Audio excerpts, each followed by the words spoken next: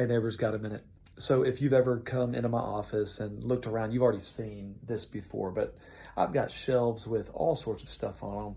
I've got all sorts of things hanging on my wall. In fact, some people have said they thought my office looked more like a dorm room than a pastor's office. Call it what you will. But here's the reality. Behind nearly every image that's hanging on my wall or sitting on a shelf is a story. It's a story of an encounter I've had with a person or a place that has led me closer to Jesus.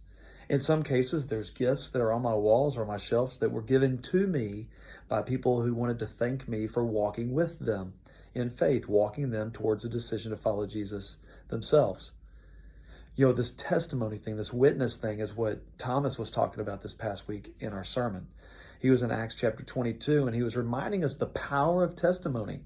If you go back and read that chapter, you'll remember that Paul, when he was called to account, when people are asking him to defend himself, he oftentimes would just go back to telling his own story.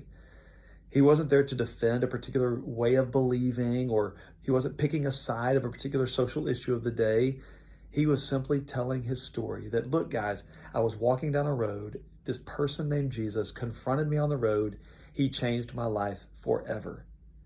And that's really the story that I think the world's waiting to hear, of a life that began one way and that changed to become an even better way. You remember Thomas said he wanted us to write down our stories, our testimonies, so that we could share them with other people. So I hope you took his challenge.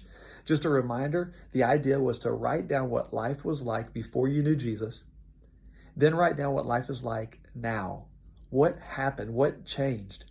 And then practice telling that story to other people. You just never know the power that might be waiting to be expressed through the sharing of your personal story. We're going to show up this coming Sunday and jump back into the story of Acts chapter 23.